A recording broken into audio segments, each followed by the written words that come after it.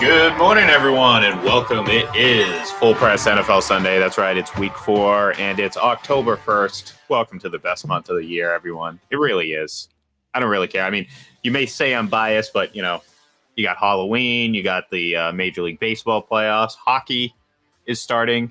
I mean, that's really kind of the most important thing. And, of course, football is in full swing, and we're kind of getting to the meat and potatoes of the schedule here. So, speaking of a game going on, Braden, and whether you're watching on ESPN Plus or you're watching the Toy Story version, I'm not quite sure, but maybe it's not your thing. But it is.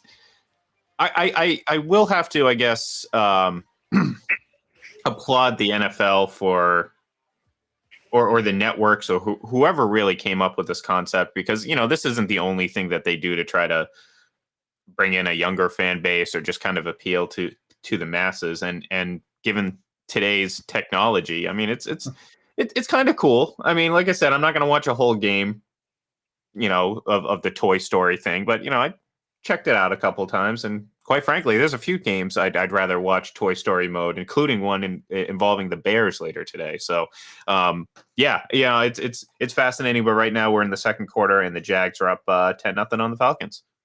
Yeah, it's kind of crazy how the Jags, just no matter how much they're struggling going into any London game, they just seem to play better when they have to make that annual trip over there.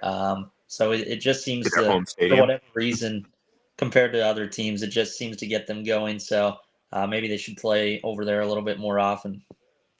Yeah, I mean, look, based on the reaction apparently to the people in Jacksonville on giving money towards a new stadium, that might actually be preferable to some of the more casual fans out here in Florida. Well, that's so north. That's so far. Jacksonville's so far from me. I don't even consider it part of Florida. It's barely Florida.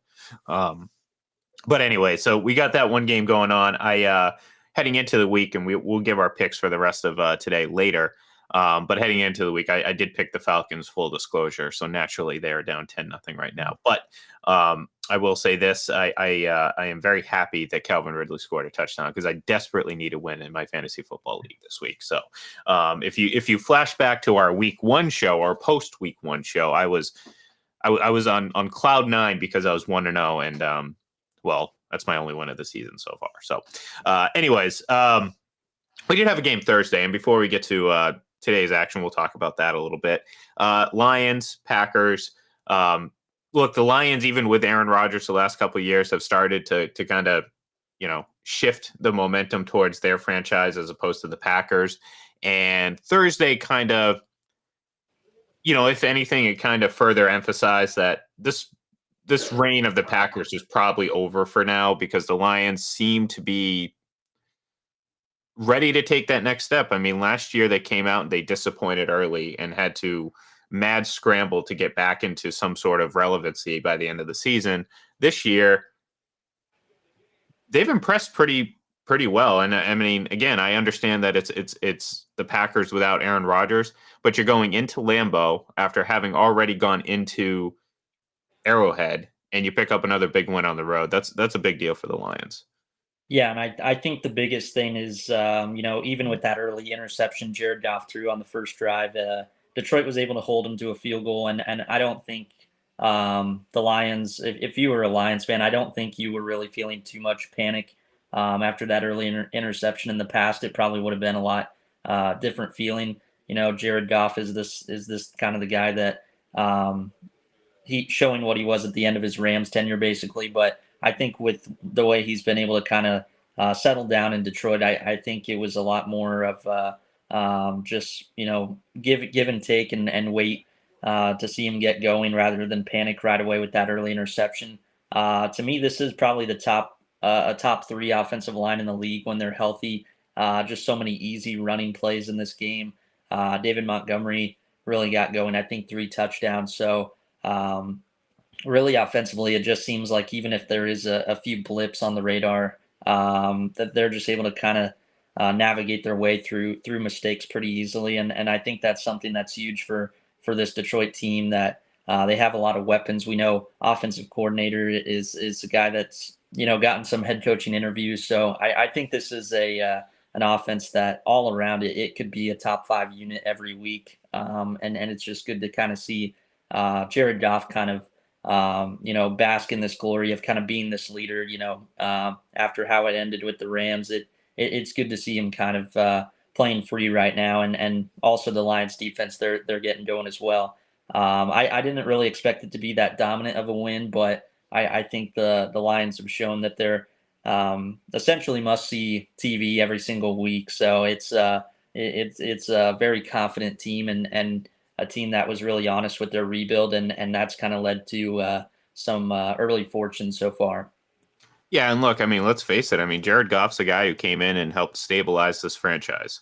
I know they had Matt Stafford in the past, but he was, I think he was a little bit too boom or bust for this Lions franchise that obviously hasn't won anything in a very, very, very, very long time and has been essentially the basement dwellers, the resident basement dwellers of the NFL for half a century. So,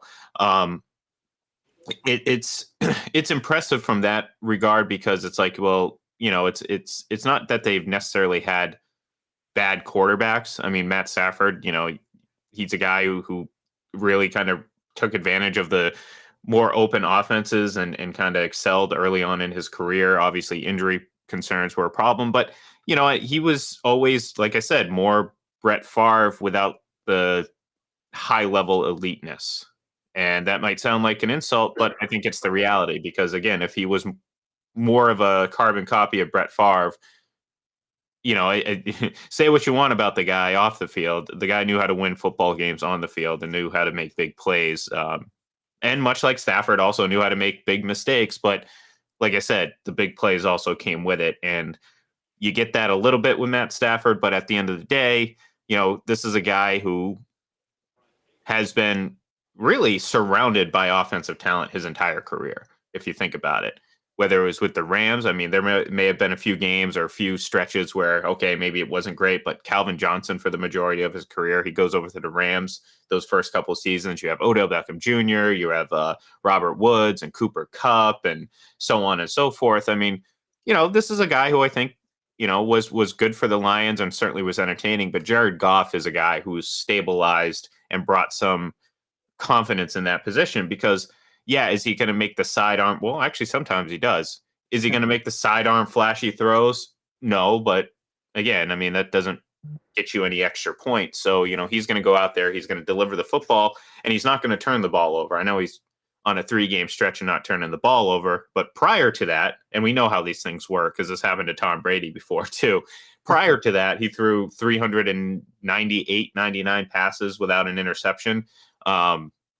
Which is third behind only Aaron Rodgers and Tom Brady. But generally, when those interception streaks snap, you're going to see a couple back-to-back interceptions that kind of get thrown in the mix, and then he'll settle down again. So the important thing is he's not turning the ball over. He's making smart decisions.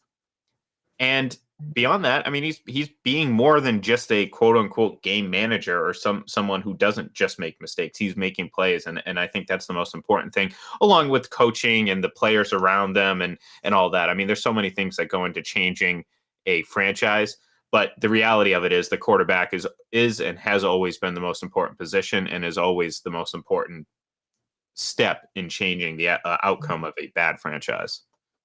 Yeah, I just think back to some of the throws he was making on Thursday night as well. That one rolling to his left. I think it was Josh Reynolds had a diving catch, really just putting that where he needed to, away from the defense, out on the boundary. Had another one, I think, to Reynolds.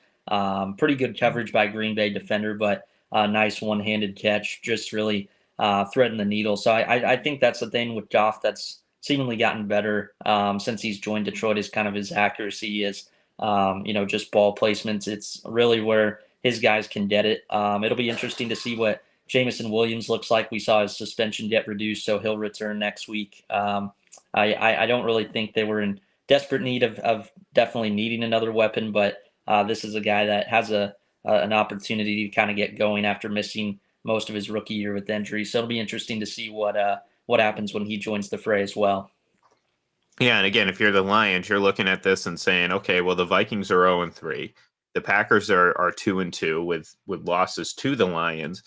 And well, the Bears, and I don't really have to say much more than that. So if you're the Lions, I mean, you could, not have this division wrapped up, but you can, as crazy as it sounds, heading into say Thanksgiving, you could essentially be in firm control in the driver's seat in this division, and possibly even before that. Again, if the Vikings keep losing and the Packers go on a little losing streak, then they're not going to catch up to the Lions. I mean, you can almost write the Vikings off now. Like we're pretty close to just Xing them out for the rest of the season, because that where they're at now, you can maybe do that, but we'll see what happens. We'll see what happens. So, anyways, let's get into our picks for the week and our discussion for the rest of the weekend, because we do have some good games. I mentioned earlier we do unfortunately have some pretty bad games, but we'll see what happens. Maybe they will surprise us, and we will get some wacky play in Chicago this afternoon. But as I mentioned before, I picked Atlanta to start this game. They are currently down 10-0. We're sitting in the second quarter right now with about 10 minutes to go. So they're going to have a nice little comeback here moving forward for me to be right. But more likely than not, I'm going to be wrong on this one, because Jacksonville actually looks like they have finally come to play after a few disappointing, really disappointing weeks. Jacksonville, before we get into our picks, Jacksonville certainly was looking like a team that could be leading the way for most disappointing, certainly early on. And there's still time for it. Don't get me wrong. I mean, a win over the Falcons in London isn't going to completely change my mind based on what we saw. I think the biggest thing for me was just how disappointing it was when they went up against Kansas City. Because when you're talking about Jacksonville, they're a team that's been on, quote unquote, on the rise. They have all this good mojo. They have Trevor Lawrence, a quote unquote generational quarterback. Doug Peterson's here. Calvin Ridley's coming back. This, that, and the other. Jacksonville. But they can't beat good teams. Like, if you want to be like the Lions came in and beat Kansas City. Now, does that mean the Lions are better than Kansas City? No. But it means that they're capable of going out and beating the best teams in the league, and Jacksonville just doesn't look like that. They look like, maybe a team that'll beat up on some lesser talented teams, and your talent, their ability, Trevor Lawrence is eventually gonna, find the highlight reel. But at the end of the day, they're not capable of beating great teams. And right now, I'm not convinced of it. So a win over the Falcons isn't necessarily going to change my mind. But they are looking pretty good so far through nearly a quarter and a half. So I'll at least give them the benefit of the doubt so far. But more touchdowns to Calvin Ridley. That's important. That's very important. So anyways, Pittsburgh at Houston. Okay. Pittsburgh, maybe, I don't know. They're very good defensively. I don't know really what they are offensively. I mean, they looked good during the preseason, but as we know, that doesn't really mean much. I think the Texans are playing pretty well considering, but even at home, I think Pittsburgh's defense is going to kind of be the difference maker here. So give me Pittsburgh on the road. Yeah, it's been a good start for CJ Stroud. I think I saw he was I think entering this week maybe third longest streak to begin a career without an interception. So he's been protecting the football, still attacking down the field. I like how he's played so far, but I do think Steelers defense will be the biggest difference today. J.J. Watt goes into the Ring of Honor for the Texans. Kind of a weird situation where he's getting that acknowledgement, but his brother's team is playing his former team, so it's kind of a conflict of interest type of thing there. But should be a good day for him in Houston. One of the best defensive players I've seen in my lifetime. So, but I do think defense will be the difference, but it'll be for Pittsburgh. I like the Steelers there. All right, next we have the Rams heading to Indianapolis. Indy's played surprisingly well. Obviously, likely going to Gardner Minshew again. I like the Colts in this one. Again, I'm just not really that big on the Rams, and I thought they looked a little bit more like the team that I thought they were going to be last week, and I think that continues this week. So very close. I mean, it's a plus. The spread is very thin. I think it's a toss up here, but I'll go with the home team. I'll go with the Colts as well. I think obviously you got to be excited if you're a Colts fan about what Zach Moss has shown so far without Jonathan Taylor. But also this defense, they've had a pretty good start, and I think with the Rams' questions at offensive line, that's going to be a a bit of a hindrance today. So I like the Colts, especially with that defense. All right, next, Carolina host those Minnesota Vikings that I was just talking about. I think, like, as much as I was just talking about the Vikings kind of getting themselves out of it, I do think that they end up winning this game because when push comes to shove, I do think that they're better than the Panthers here. But this really is a, if anyone paid attention last year, this Vikings team won so many one score games, and I know it's been an over talked about narrative, but the reality of it is you can't sustain that type of success, especially at such a high level. So naturally, you're going to take a step back. Well, it looks like the Vikings have taken two pretty big steps back, and like I said, you lose this game, that's it. You can chalk this up to the season being over because not only do you fall to 0-4, but you lose to a just an inferior team at this point. So I don't think that's going to happen. So I am picking the Vikings. Doesn't mean I have any confidence in them moving forward. Yeah, I'm kind of in the same boat. I mean, the Vikings, I will say defensively, they still haven't been really great, but I think they've been a little bit more impressive than what I thought they would be. I think Brian Flores, his style of defense has been good for this younger team. So Bryce Young, I believe, is back to starting today, and I think the Vikings have blitzed more than any other team so far. So I think that's going to be interesting to watch today. The Panthers, even around Bryce Young, still a lot of question marks on who is really going to step up from the skill players. So yeah, I don't know if it'll be a dominant win, but I like the Vikings to win this battle of 0-3 teams. Now, next we have the Buccaneers heading to New Orleans. Derek Carr is going to be playing with a sprained AC joint in his throwing shoulder. I don't know if we'll really be able to tell the difference between healthy Derek Carr. Either way, I like Tampa Bay in this. I think they came back down to earth a little bit this past week when they lost their first game of the season. And you're going to have some more moments where Tampa looks good, but at the same time, you're also going to have moments where they look like a team that probably isn't going to make the playoffs. I like them at New Orleans this week on the road, even though it should be a pretty difficult task for them. But give me Tampa Bay. Yeah, I like Tampa Bay as well. Even with Derek Carr healthy, the Saints offense kind of had a bit of a slow start. I believe they get Alvin Kamara back today, but I like the way Tampa's playing right now a little bit more than the Saints, and I believe they have a chance to win their third straight against the Saints today. So I think they'll do that on the road. Philadelphia is hosting Washington. I mean, I like Philly to go to 4-0 here. There's really not much to add other than, look, it's a divisional matchup, so you never really can predict what's going to happen, and it doesn't really matter how good or bad these teams are when they face each other. But I like the Eagles. I think they're not firing on all cylinders, but that's not necessarily a bad thing for them because they're still doing a lot of things very well, and I think they're just fine tuning it. So the Eagles, I think, are going to win in a pretty solid game from them. So give me Philadelphia. Yeah, Washington, the only team to beat Jalen Hurts in his last, I think, 21 regular season games. So it probably could be a closer game, I think, than some expect. But like you said, I think the Eagles are fine with winning ugly, that kind of style, running the football, winning the line of scrimmage. I think that's going to match up just fine against Washington and this younger team. So I like the Eagles as well. Yeah, we just got a pick six in London there. So the Falcons looking like they're going to be falling to 17 down 17-0. So I don't see any flags or anything like that. So that's immediately what I look for anytime I see something like that. I'm okay. Where's the yellow?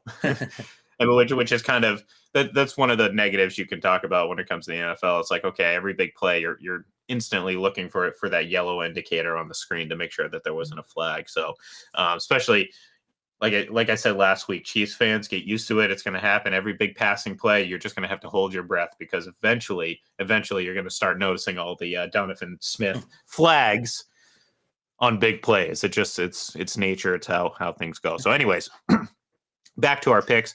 Probably the biggest game of the weekend. Miami at Buffalo. Obviously, Miami coming off scoring 70 points. That's not going to happen again this week. But we could get a pretty high scoring game, even though the Bills defense is kind of regarded as one of the better defenses in the league. Both teams are capable of putting up points. The Bills put up 37 last week, very quietly because, well, quite frankly, the Dolphins put up 70, so everything else really just wasn't that impressive. Uh, I do like the Dolphins in this one. Um, I think it's going to be a higher scoring game. And I think right now this is, I think the Dolphins' offense is just rolling right now. I think Buffalo is obviously going to do a much better job of containing and not allowing 70 points, and perhaps stymieing, the usage of Tyreek Hill at times. But I think ultimately they're gonna pull this one off, and what could be a one of the more entertaining games this season. So give me the Dolphins to move to 4-0. All right, yeah, I'm gonna go with the Bills here. I think it's been what 7 years now since Miami's won at Buffalo, so it's kind of one of those things. I think until they win there, I got to continue to pick the Bills. They were close last year, even in the playoff game with Skylar Thompson and all the pre-snap penalties that they had. But I think this is a game where Buffalo, like you mentioned, the defense. I think they're able to kind of shadow Tyreek Hill enough in this game, forced Tua to really prove his accuracy, and we've seen sometimes in those big games how much that can kind of sway against some of the better defenses. So I'm going to go with the Bills and think they continue this home winning streak over Miami. All right, next, Bengals heading to Tennessee. Bengals still haven't really found their groove yet, and we'll kind of monitor that obviously throughout the season. But I do like them on the road against Tennessee, who I think it's just not a good team right now. I mean, they're coming off a very very disappointing loss, and just I don't know. I mean, just I wasn't really high on Tennessee to begin with, and I feel like it's not getting any better right now. I like the Bengals, and I think you're gonna be talking about this as an ugly win for the Bengals, but a win's a win, and that's what they need right now. So give me Cincinnati. Yeah, even if the Bengals still have to work through some stuff offensively, I think this Titans offense, fewest passing yards in the league right now through 3 weeks. Ryan Tannehill, the lowest he's had in his career through a 3 game span. So I even if the Bengals struggle on offense, I like how their defense is playing. So yeah, give me Cincinnati, even if it's an ugly win. Baltimore heading to Cleveland. Baltimore without Odell Beckham Jr. Uh, I, I did pick the Ravens, and I'll stick with it. But this could really go either way. I think Cleveland, obviously, they have certainly a lot of talent. Deshaun Watson probably played his best game of the season last year, and Ooh. do we just have another interception and fumble? Yeah. Oh, Oh, there we I go. got it back. Yeah, well, the Jaguars just turned the ball over once again. This time, not for a touchdown. So maybe the Falcons can make up for it. But they are rolling over in Wow. Jacksonville East over there. So, anyways, I will stick with the Ravens. Deshaun Watson obviously played a strong game last week, and maybe this is the start of a nice run for the Browns. But AFC North battle, like I said, you never put anything past these teams in this division. So I'll take the Ravens, but I'm very not confident in that pick right now. I'm gonna go with the Browns. They got the top defense right now in terms of points allowed, yards allowed. So the Jim Schwartz hire's obviously been a strong one for Cleveland so far, and I still have a little bit of hesitation about this Ravens offense. I mean, obviously the injuries have been a big thing, but haven't really seen this passing game get completely going like I thought maybe it would with Todd Monken taking over. So I like Cleveland with that defense today. All right, the this is the game I was mentioning before. Chicago hosting Denver. Um, I went with Chicago because they're at home. I mean, really, that's it. Like, I have no clue how Denver's going to come out this week. Like, I have no idea if they're going to somehow be determined to prove that they're not a team that should have given up 70 points, or are they going to come in and just absolutely fold? I really don't know. I don't, but I'm going to lean towards Chicago eking this win out. It could be 3-0. I don't know. Could be. But I'll take the Bears at home. I went with Denver. I think even with the defensive struggles Russell Wilson has had, 5 or 6, I think, good quarters this year. They've had Mhm. a couple good first halves. I don't think he's totally been incompetent, and I think the Bears right now on defense are missing a lot of guys due to injuries in the back end. You're seeing a lot of confusion I guess I don't really expect this to be a high scoring game, but I think Denver, with their offense, will do a little bit more. So I'll go with the Broncos here. All right. Next, we have the the Chargers hosting the Raiders. No Jimmy Garoppolo. I I made these picks a few days ago before we knew the certainty of whether or not Jimmy Garoppolo will be playing. Um, I will stick with it, even though I'm probably going to be wrong. But I did take the Raiders in this one because um, basically at the end of the day, I do not believe in Brandon Staley at all, and that somehow, some way he will find a way to lose this game for the Chargers. So give me the Raiders and what might be the weirdest game of the week. I don't have any specific reason why. Just we're going to see some weird, awkward plays and some just weird situations in this game, weird decisions, bad plays. I don't know. Either way, I'll take the Raiders, but you know that's just me being stubborn. No, I don't think that's that crazy of a pick. Honestly, even with the quarterback situation, I did go with the Chargers just because of Justin Herbert, but I don't think this is a game I would be surprised to see LA lose. Their without Derwin James, Joey Bosa on their side as well. I think Austin Eckler's still doubtful, so Mhm. they have a bye next week, so they're letting those guys I think rest up a little bit, but. I'll go with the Chargers just because of Herbert. I don't really think, as bad as the Chargers defense is, I don't think the Raiders is much better. So I'll lean on Herbert, but it would not surprise me if this game comes down to the wire with some sort of shenanigans and craziness. So I'll go LA, but it's kind of with a little confidence.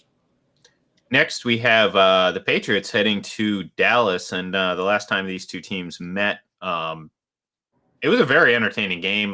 Dallas won in overtime. Uh, are we going to get that today? I hope so. I hope so. I mean, I picked Dallas in some sort of like maybe hopes that my ability to pick the losers kind of benefits the Patriots in this situation. But you know, the reality of it is the Cowboys, after those first couple weeks, have really lost a lot of their luster, I guess you want to call it. You know, coming into week 4, certainly after week 3, the Patriots.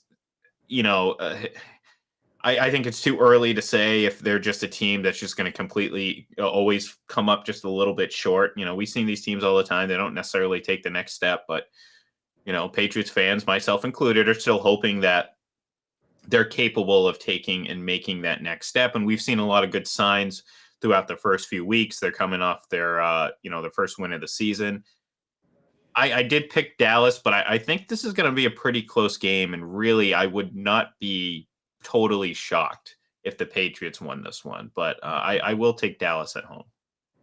Yeah, I mean, I think just how low scoring this game could be. New England hasn't scored more than 20 points yet, but Dak Prescott definitely hasn't, registered much confidence. I think through his first 3 games, really rough game last week. Didn't see the field very well. You can see how frustrated CD Lamb was throughout that whole game last week. So I think this will be a tight one. Ezekiel Elliott actually got a good amount of touches last week, so it'll be interesting to see what he gets against his old team. I think this will come down to the wire, but ultimately I went with Dallas just until I see a little bit more from the passing offense of the Patriots. I still had to pick against them, so I think it'll be a really entertaining game. But I went with Dallas. All right, San Francisco hosting Arizona, and look, I'll give Arizona credit. They have not folded. They've continued to compete, and I got to give them credit for that. I just don't think they have a shot in this one. I think the spread, on my sheet here is plus 14. I mean, I don't know what it is now, but I can't imagine it's moved much. Christian McCaffrey, I believe, scored in 12 straight games. I think that continues again. I mean, he's just going to keep scoring touchdowns. I think San Francisco wins pretty comfortably. So give me San Fran. Yeah, give me San Fran as well. I like you said, give props to Arizona with how competitive they've been. They arguably could be 3-0 right now, but I just think San Francisco right now is the best team in the league. Even if Brock Purdy's not necessarily wowing everybody, it's just a different kind of defense I think than they've seen so far. And it's actually an opponent I didn't really realize until this week. Kyle Shanahan just 5-7 against the Cardinals as San Francisco head coach. So I think they're going to understand kind of what fire they might be playing with any struggles today, and they're going to go to 4-0. So I like the 49ers. Next, we have a matchup that obviously would have been much bigger had the Jets quarterback not blown out his Achilles in the first 30 seconds of the season. But nonetheless, Kansas City heading to New York. Yeah, look, I have no doubt that Kansas City is going to win this game. I think, and you can back me up on this. I think from a Kansas City perspective, you want to see this offense just kind of really go to town on a good defense. I don't know if they're a really good defense. They're good, but based on how this season's going, I don't know if they're going to have the cohesion enough to be a great defense. Let's put it that way. Talent can only get you so far. So do you want to see the Chiefs win, or do you want to see them win and do it somewhat confidently in offense? Because again, there's been at times up and down play from this unit, and if it's not going to Travis Kelce, what's happening here? You know what I mean? Like, what are they going to do offensively? Like I said, I have no doubt in my mind that Kansas City's going to win this game. They've been great defensively, and as much as we talk about their struggles offensively, that's all because the standard is much, much higher. And we almost just had a third interception in that Jacksonville game, by the way. Desmond Ritter's really kind of fallen off the rails here, but nonetheless, I did go with Kansas City to win this game. I don't know if the Jets can necessarily keep it competitive the whole game, so it might be close for a while. But I think Kansas City runs away with this. Yeah, I kind of am in the same boat. It's a Jets secondary that plays really tight man coverage. So it's going to be interesting to see if the Chiefs receivers can create much separation. This is kind of a group that's been comfortable winning with contested catches with this current group. So it'll be interesting to just see what kind of plays are dialed up, how many man coverage beaters Andy Reid kind of utilizes, whether it's kind of just crossing routes or vertical stretch routes that try to beat them deep down the field. I think Sauce Gardner, DJ Reed, probably two of the best corners Kansas City's going to see all year. So just want to see how fast of a start they get going. They were a little more balanced last week in that big win against Chicago as well. Isaiah Pacheco got a good amount of touches. So maybe they'll try to, do the opposite of what Reed typically does sometimes and use the run to set up the pass against that defense. We'll see. But yeah, I think this is a game that the Chiefs should win. I don't think there's really much doubt that I have about that. It's just how much is Zach Wilson really going to be able to do against this Chiefs defense that's only allowed 33 points so far. We'll see if it's kind of the same thing we've seen in the last couple of weeks. But I do like the Chiefs by about 20 points in this one. Yeah, I don't imagine they're going to be coming out of the week having allowed more than 40 points in this game. So I just have zero confidence in that Jets offense. But anyways, that's going to do it for our Sunday picks. So there's about less than 60 seconds left, or at least according to my stream. Again, I don't know what the delay is for everyone else, but about 60 seconds left in the first half between the Falcons and Jaguars. So thank you, everyone, for tuning in. Be sure to tune in a little bit later for our Full Press Fantasy Show. And, of course, enjoy the rest of this morning football, because as much as it was a struggle to get up early this morning, I still kind of really do enjoy watching football in bed before I get up and get functioning for the day. So thank you, everyone, for tuning in, and we'll talk to you next week.